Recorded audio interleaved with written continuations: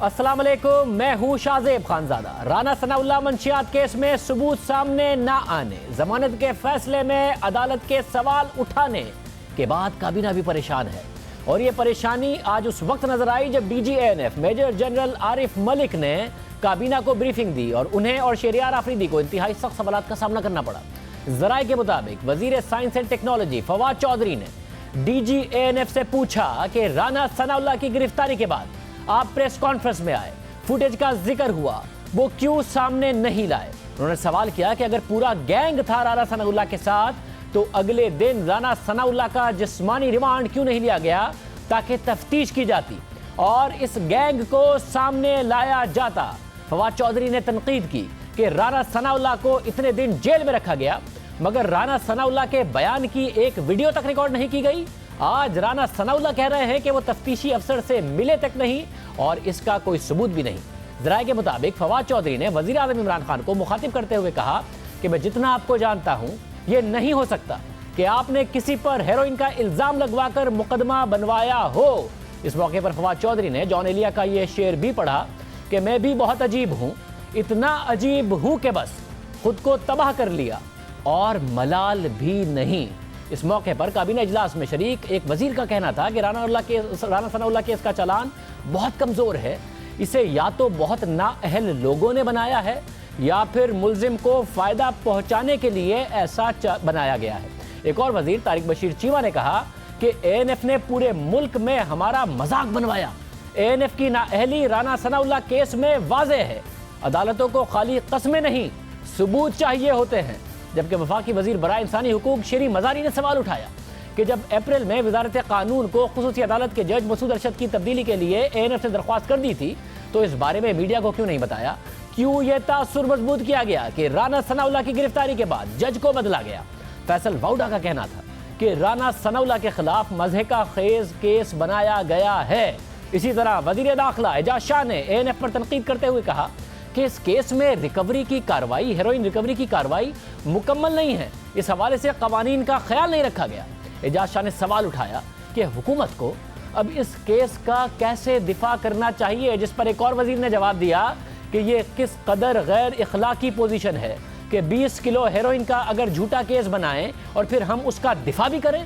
जराये के मुताबिक काबीना इजलास के दौरान एक वजीर ने वजीर मुमलिकत बराए नारकोटिक्स कंट्रोल शहरियार आफरीदी से सवाल किया कि उन्होंने इस केस में कस्में क्यों खाई, जिस पर शहरियार आफरीदी का कहना था कि डीजी एएनएफ और डिप्टी डायरेक्टर ने कस्में खाकर कहा था कि इस केस में मुकम्मल सबूत मौजूद है, जिसकी वजह से उन्होंने भी कस्में खाई। इस मौके पर शहरियार आफरीदी ने एएनएफ का दिफा करते हुए कहा कि एएनएफ पर शक नहीं करना चाहिए, जबकि डीजी एएनएफ का कहना था कि इस बात में उन्हें कोई शुबा नहीं है कि राना सनाउल्लाह मंशियात के कारोबार में मुलव्विस हैं और जब केस आगे बढ़ेगा तो सब साबित हो जाएगा। हमारी कोई सियासी वाबस्तगी नहीं है, हमने किसी पर सियासी केस नहीं डाला, जो किया वो हकाइक पर मबनी है। डीजी एएनएफ की ब्रीफिंग के बाद वजीर आज़म इमरान खान ने कहा कि उन्हें इस केस का नहीं पता था। एएनएफ एक काबिल एहतराम एजेंसी है। उन्होंने हिदायत की कि अगर सबूत है तो इस केस को मेरिट पर आगे चलाया जाए। राना सनाउल्लाह के केस पर आज वफाकी काबीना में भी सवालात उठाए गए। इससे पहले इसी तरह के सवालात लाहौर हाई कोर्ट भी राना सनाउल्लाह की जमानत के फैसले में उठा चुकी है, जो राना सनाउल्लाह और नून लीग पहले ही इस केस को सियासी इंतकाम करार दे रहे हैं। आज वफाकी काबीना भी इस हवाले से परेशान नजर आ रही है। साथ ही 90 की दहाई की तरह एक और दहाई भी करप्शन के इल्जामात की नजर हो गई है। वो सब कुछ जो 3 दहाइयों पहले पाकिस्तान की सियासत में हो रहा था फिर से वही हो रहा है और अंजाम भी वही होता नजर आ रहा है। एहतसाब के नारे को सियासत के लिए इस्तेमाल किया गया, हुकूमतों को कमजोर करने, हुकूमतों को गिराने, सियासी जमातें बनाने, सियासी जमातें तोड़ने और सियासी क़यादत को सियासी मैदान से बाहर रखने के लिए एहतसाब के नारे को पाकिस्तान में इस्तेमाल किया गया। एहतसाब का नारा सबने लगाया मगर एहतसाब किसी ने नहीं किया। करप्शन के खिलाफ कार्रवाई का इल्ज़ाम सबने लगाया, कार्रवाई किसी ने नहीं की। इस वक्त भी यही सूरत हाल है। वजीर आज़म इमरान खान का एहतसाब का नारा इंतकाम की सूरत में दम तोड़ता दिखाई दे रहा है। वो हुकूमत जो नैब की मुकम्मल ओनरशिप ले रही थी, नैब की तारीफें करती थी, उसकी कार्रवाइयों को मुकम्मल ओन करती थी, अब नैब के अख्तियारात को कम कर रही है, नैब की कार्रवाइयों से फासला अख्तियार कर रही है, क्योंकि गैर मामूली इख्तियारात, खुली छूट और मुकम्मल सियासी हिमायत के बावजूद भी नैब की कारकर्दगी इत्मीनान बख्श नहीं। बल्कि मईशत की तबाही का बाइस बन रही है। इब्तिदा में जब हुकूमत आई तो एहतसाब का नारा लगाया, नैब की अपोजिशन के खिलाफ कार्रवाइयां शुरू हुई। नैब ने अपोजिशन के रहनुमाओं को गिरफ्तार करना शुरू कर दिया। शहबाज शरीफ गिरफ्तार हुए तो उसके बाद वज़ीर-ए-आज़म इमरान खान ने 7 अक्टूबर 2018 को कहा कि अगर नैब उनके मातहत होती तो वो अपोजिशन के 50 रहनुमाओं को गिरफ्तार करते। साथ ही ये भी बताया कि जो शहबाज शरीफ के लिए आवाज उठा रहे हैं अभी उनका नाम आने वाला है।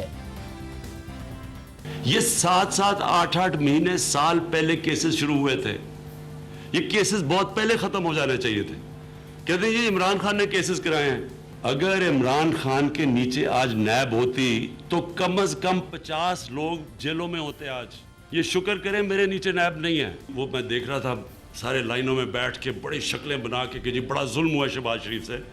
मैं उनकी शक्लें देख रहा था, उनमें से मुझे कई वो लोग नजर आ रहे थे जो मुझे पता है उनके कितनी बड़ी अभी उनका भी नाम आने वाला है। और मुझे लग रहा था वो इसलिए ऊंची ऊंची शहबाज शरीफ के लिए नहीं बोल रहे थे कि उनको कोई शहबाज शरीफ किसे बहुत प्यार है या उनको लगता है कि ये बेकसूर है। वो डरे हुए उनकी बारी आने वाली है और इनकी बारी आएगी। फिर अपोजिशन रहनुमा गिरफ्तार होने लगे। सूरत हाल ये थी कि हुकूमती वजीर चेयरमैन नैब से खुलेआम मुलाकातें करते, उसकी तस्वीरें रिलीज होती, बल्कि वज़रा नैब की कार्रवाइयों की ओनरशिप लेने लगे। नैब की अपोजिशन रहनुमाओं के खिलाफ कार्रवाइयों में तेजी आई तो फवाद चौधरी ने नैब की कार्रवाइयों की ओनरशिप ली। ने वादा किया था हम एहतसाब करेंगे। अल्हम्दुलिल्लाह तमाम वो जिनका एहतसाब करना था हमने कामयाबी से किया। आप कर रहे हैं या नैब कर रही है? नहीं, हम कर रहे हैं। इससे पहले कहाँ थे नैब? इससे पहले कहाँ? नैब यही कर रही है। कहते रहे ये आज आपने क्या बात कर दी है कि आप एहतसाब कर रहे हैं, नैब नहीं कर रही? उसकी वजह मैं आपको बताता हूँ। तमाम इदारे एक खास माहौल में काम करते हैं। हाँ। हमने एक माहौल, इमरान खान से पहले करप्शन पाकिस्तान में इशू ही नहीं था। अच्छा। ये तो इमरान खान ने आके लोगों को बताया। लेकिन जरदारी साहब भी गिरफ्तार रहे हैं, नवाज शरीफ साहब भी पहले गिरफ्तार रहे हैं, शहबाज शरीफ साहब भी पहले गिरफ्तार रहे हैं। उस वक्त क्या होता था? गिरफ्तार करते थे, साथ ही डील लेके आ जाते थे, और जो अब भी यही चाहते हैं। नैब चेयरमैन से मुलाकातें भी, नैब चेयरमैन की कार्रवाइयों की मुकम्मल तौर पर ओनरशिप भी। सिर्फ यही नहीं, वज़रा पेशन गोइयां करने लगे कि अब कौन गिरफ्तार होगा। वफाकी वजीर फैसल वाउडा ने दावा किया कि अब शाहिद खकान अब्बासी की बारी आने वाली है। मैं आज आपके रिकॉर्ड का हिस्सा बना रहा हूँ, नेक्स्ट खकान अब्बासी साहब है। अच्छा, आपको कैसे पता है कि खकान अब्बासी साहब है? सर जैसे अमाल होते हैं वैसे काम। आप तो अभी कह रहे थे कि नैब जो है वो एक खुद मुख्तार अदारा है। तो अगर वो खुद मुख्तार अदारा है तो उसकी खबर आपको किस तरह पता है कि शायद खकान अब्बासी साहब पकड़े जाएंगे? साहब देखें, एक तो ये कि अगर खुदा न खास्ता आपने कत्ल किया हो तो मेरी असेसमेंट या किसी बच्चे की भी असेसमेंट ये होगी कि आपको जेल होगी या आपको सजाए मौत होगी। तो जिन्होंने चोरी डाके की LNG के केस के अंदर, आप क्या समझते हैं कि काफी एविडेंसेस हमने नहीं जमा कराए हुए? अभी तो हम बहुत सारी चीजें प्रेस के आगे लेके आएंगे उसकी। अच्छा। LNG की तो जैसा काम वैसा अंजाम। वज़रा की बातें सच साबित होने लगी। फिर 18 जुलाई को नैब ने शाहिद खकान अब्बासी को गिरफ्तार कर लिया, जिसके बाद वज़ीर-ए-आज़म इमरान खान ने अमेरिका में साबिक वज़ीर-ए-आज़म की गिरफ्तारी का क्रेडिट भरपूर अंदाज में लिया। खकान अब्बासी बार बार तकरीरें कर रहे थे कि मुझे जेल में डालो, अगर मैंने कुछ गलत किया जेल में डाल दिया अब हमने उसे। सूरत हाल ये थी कि केस नैब के पास होता था और वज़रा दस्तावेजात के साथ प्रेस कॉन्फ्रेंसेस करते थे और केस की तफसीलात बताते थे। Chaudhry sugar mills case, Shahbaz Sharif, उनके बेटों के खिलाफ TTs के केसेस, मनी लॉन्ड्रिंग के इल्जामात के हवाले से तफसीलात वज़रा प्रेस कॉन्फ्रेंस में पेश करते। डॉक्यूमेंट्स नैब के पास होते, पेश वज़रा प्रेस कॉन्फ्रेंसेस में कर रहे होते, दस्तावेजात दिखाई जाती, बल्कि हुकूमती अराकीन की तरफ से ये तक कहा जाता कि नैब ने उन्हें सियासी मुखालिफ की फाइलें दिखाई हैं। गुज़िश्ता साल दिसंबर में तहरीक इंसाफ के रहनुमा उस्मान डार ने जियो न्यूज़ के प्रोग्राम आपस की बात में दावा किया कि मुझे नैब ने बुलाया था। पिछले दिनों वहाँ जो मैंने फाइलें देखी हैं, मुझे लगता है अब ख्वाजा आसिफ लाहौर के बाद, ख्वाजा ऑफ लाहौर के बाद ख्वाजा ऑफ सियालकोट की बारी आने वाली है। जब सवाल उठाया गया उनसे उसी प्रोग्राम में तो फिर वजाहतें पेश करने लगे। मैं ये नहीं कि मैं कोई नैब की तर्जुमानी करने लगूं या मुझे पता है। मुझे चंद रोज कबल आपको पता है नैब ने बुलाया हुआ था ख्वाजा आसिफ साहब के केस में। मुझे तो बज़ाहिर जो मैंने वहां मोटी मोटी फाइलें वहां देखी हैं उनके असासों की, बैंक अकाउंट्स की, मुझे तो लग रहा है लाहौर वाले ख्वाजे के बाद सियालकोट वाले ख्वाजे की बारी आने वाली है। तो ये क्या कहेंगे मैंने पकड़वा दिया? आपने कैसे देख ली? आपने कैसे देख ली भाई? ये फाइलें आपको किसने दिखा दी? नैब वो फाइलें इनको दिखा रहा था। कितनी गलत बात की आपने। से पूछे, नैब वो फाइलें इनको दिखा रहा था। था। नहीं, बड़ा खतरनाक इंकशाफ इन्होंने किया है। क्या नैब वो सारी फाइलें इनको दिखा रहा था उस्मान डार साहब को? हौसला रखे, सुन तो ले। खुद ही हो गई सारी बात, ये तो रिकॉर्ड हो जानी चाहिए। मैं तो सवाल पूछ रहा हूँ आपसे, हौसला बड़ा है, आप हौसला रखें, जवाब दें। अच्छा चले, डार साहब को सवाल तो ले, डार साहब एक्सप्लेन कर दे जरा, एक्सप्लेन कर दे। तो ले सर, वो हुआ ये, जब मैं नैब ऑफिस गया तो उस ऑफिसर के टेबल पे बहुत ज्यादा फाइलें पड़ी थी। अच्छा, तो मैंने खुद उनसे सवाल किया, ये जो इतनी ज्यादा फाइलें ये मोटी मोटी मुझे नजर आ रही हैं, ये किसकी हैं? उन्होंने कहा ये भी हाजा साहब की हैं। मैंने इस कॉन्टेक्स्ट में बात कर रहा हूं। जब अपोजिशन के रहनुमा गिरफ्तार हो रहे थे, हुकूमत खुश थी, वुज़रा खुश थे। अपोजिशन ने इल्ज़ाम लगाया और फिर वो इल्ज़ाम बार बार दोहराया कि हुकूमत और नैब का गठजोड़ है।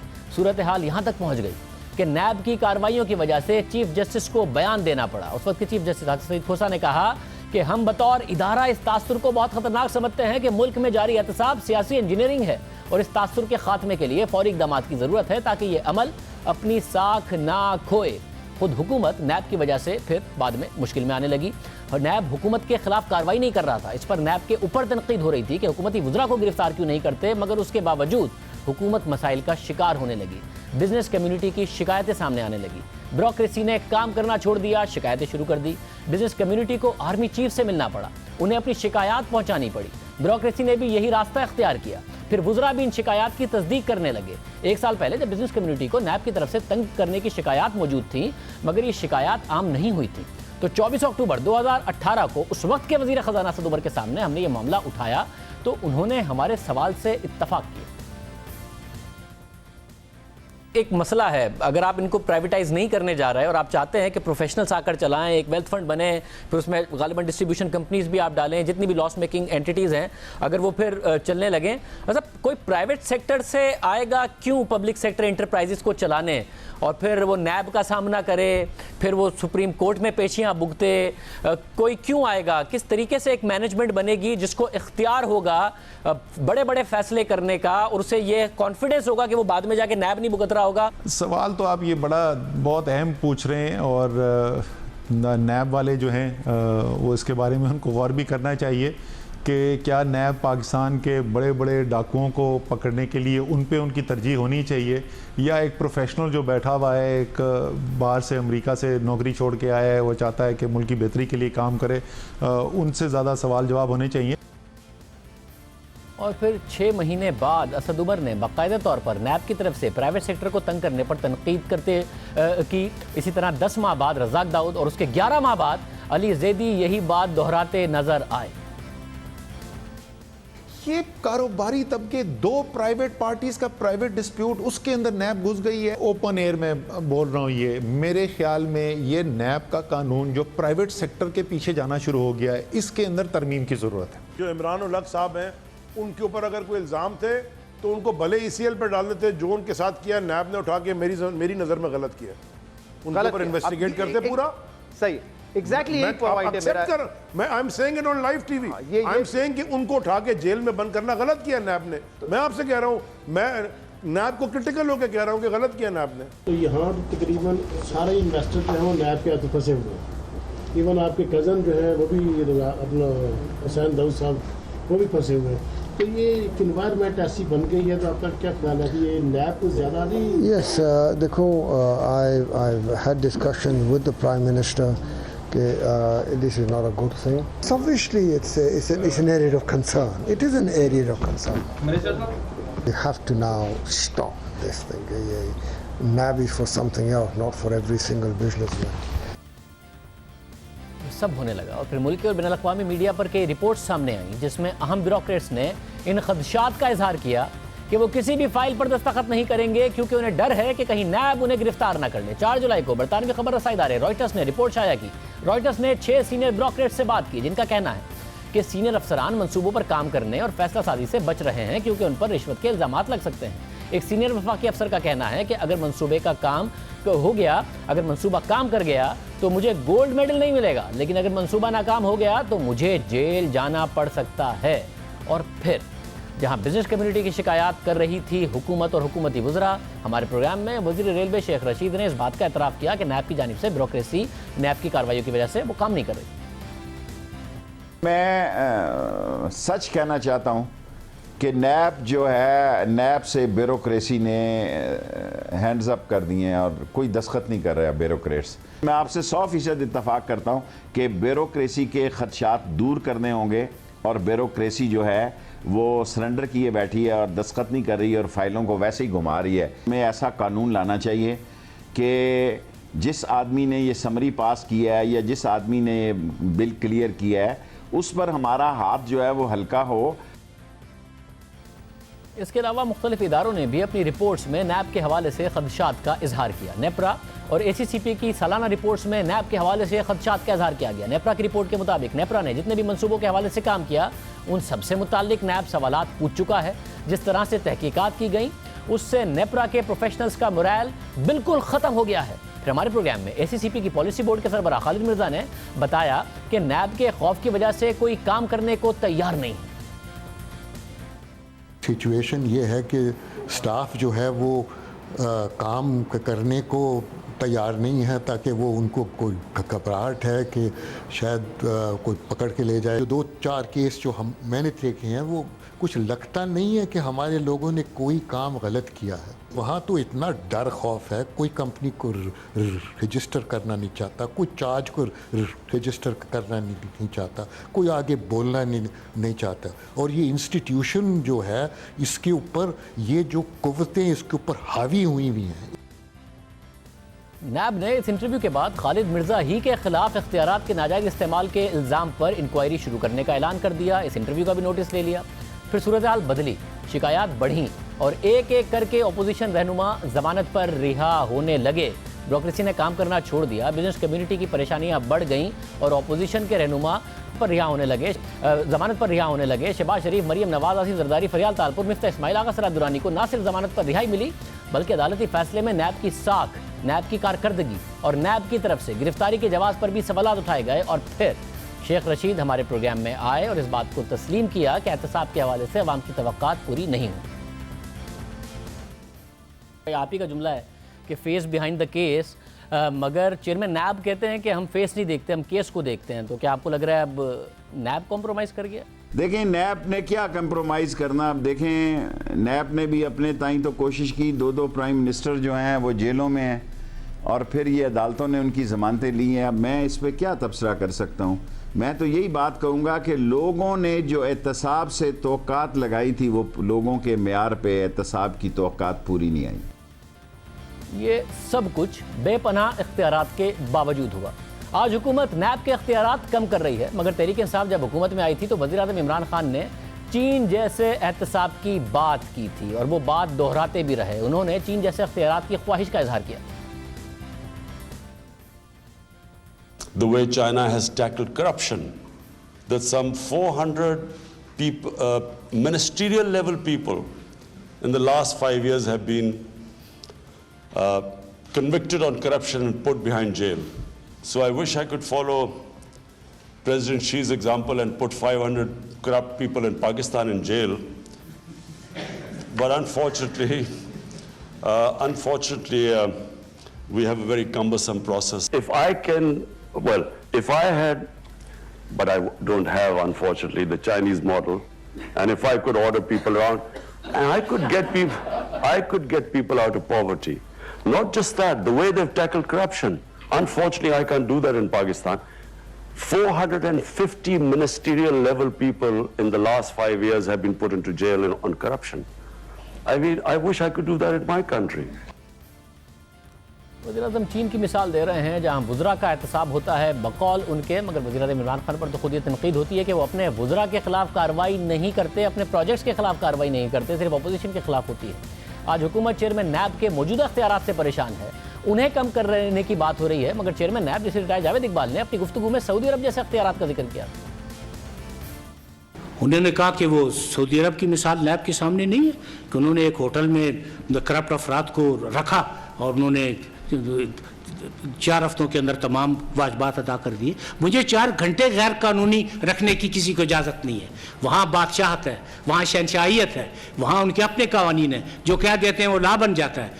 मैंने तो आज अगर अरेस्ट किया किसी को तो मुझ पर ये पाबंदी लाजमी है कि मैं 24 घंटे में कोर्ट के सामने उसको पेश करूँ।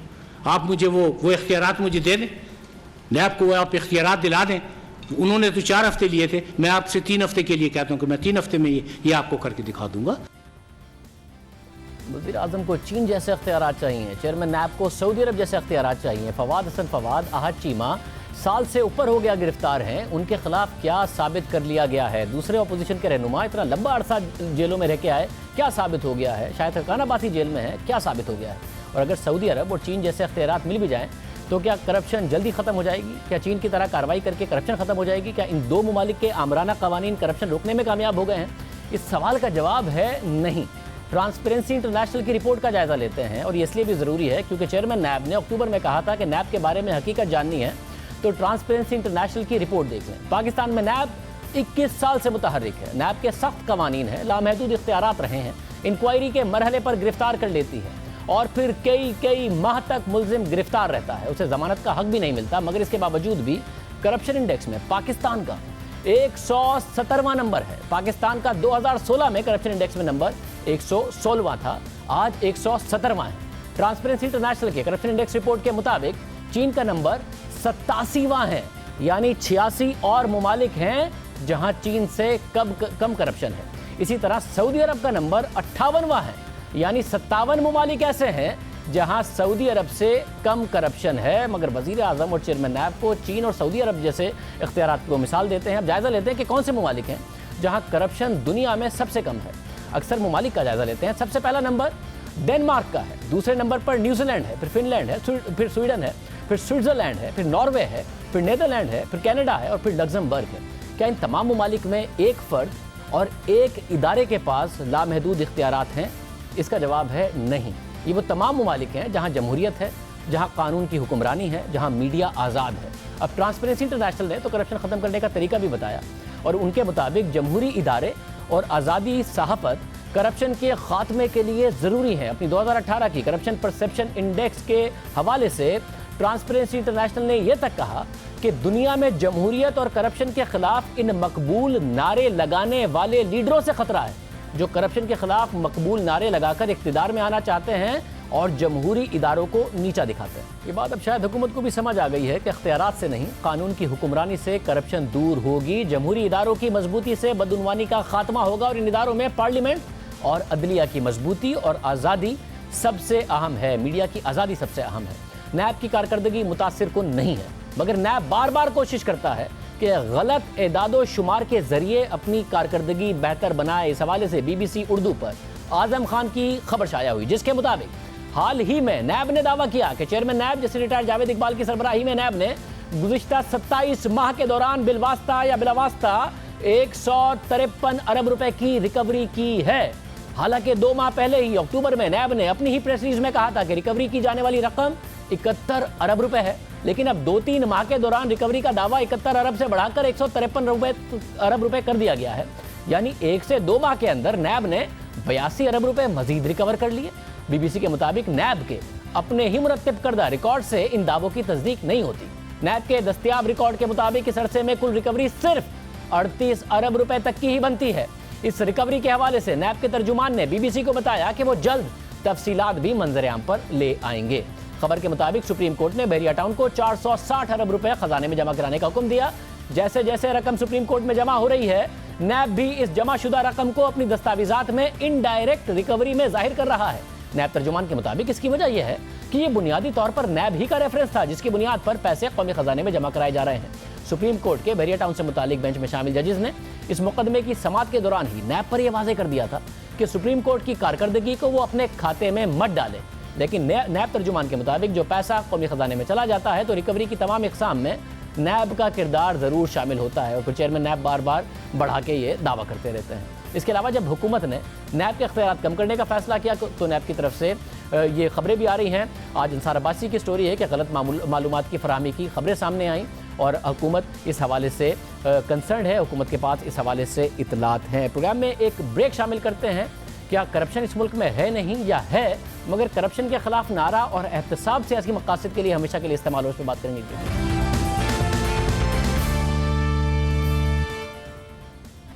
सीनियर साहब और तज़कियाकार हामिद मीर साहब हमारे साथ मौजूद है। मीर साहब, ब्रेक से पहले हमने सारे मामलात अवाम के सामने रखे कि क्या होता रहा है पिछले 17-18 महीनों में।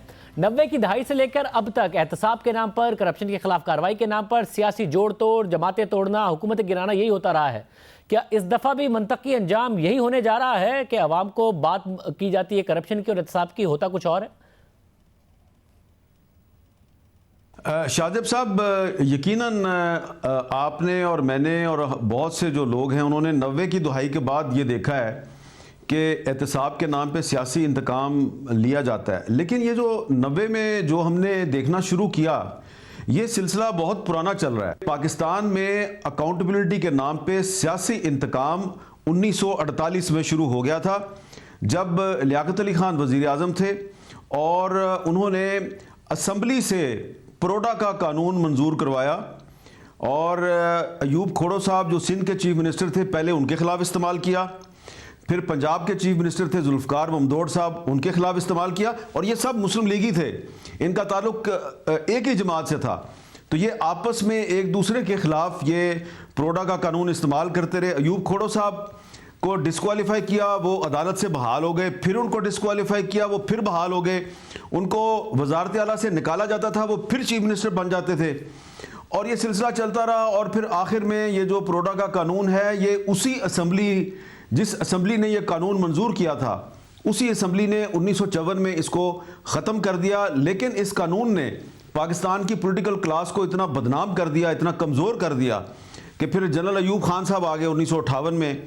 वो आए तो वो पहले प्रोडा को एक नए नाम से लेके आए, पोडो, फिर उसका नाम दोबारा तब्दील किया, चंद महीने के बाद उसको बना दिया एब्डो। और वो जो एब्डो का कानून था, उसने जो पाकिस्तान के रहे सहे तजर्बाकार सियासतदान थे और सियासी कारकुन थे, उनकी पूरी एक नस्ल का सियासी कत्ल किया। आप देखें कि एब्डो के कानून के तहत हुसैन शहीद सोहरवर्दी साहब जो हैं, जिन्होंने 1946 में पाकिस्तान के हक में करारदाद दिल्ली मंजूर की थी, उनको भी डिस्क्वालीफाई किया गया, और बहुत से सियासतदान डिस्क्वालीफाई किए।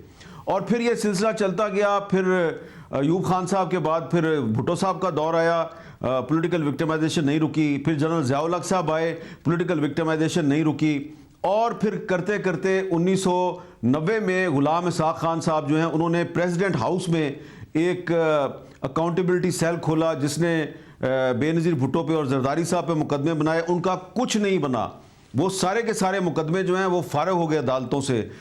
फिर जनाब नवाज शरीफ साहब आए और उन्होंने एहतसाबुर रहमान साहब यानी कि सैफुर रहमान साहब के ज़रिए एक नया एहतसाब का दौर शुरू किया।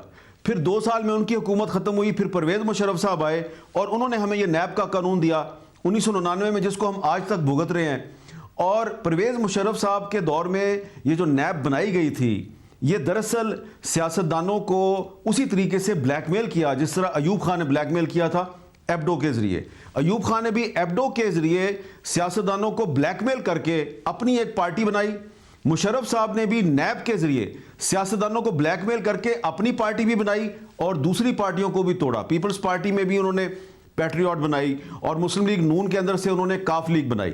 तो मैं ये समझता हूँ कि ये 1948 से लेके आज तक पाकिस्तान में एहतसाब के नाम पर हमेशा पॉलिटिकल विक्टिमाइजेशन हुई है, एक फ्रॉड किया गया है, अवाम के जज्बात से खेला गया है।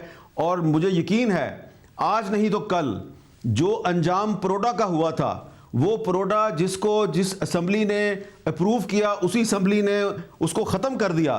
तो ये जो नैब का कानून है, ये अभी ख़त्म तो नहीं हुआ, तब्दील हो रहा है, लेकिन आखिरकार ये पाकिस्तान की जो पॉलिटिकल क्लास है, हुकूमत, ऑपोजिशन, इसको कभी ना कभी समझ आएगी कि ये हम एक दूसरे के साथ और पाकिस्तान के अवाम के साथ, पाकिस्तान के मुस्तकबिल के साथ हम फ्रॉड कर रहे हैं और इस नैब वैब की हमें कोई ज़रूरत नहीं है।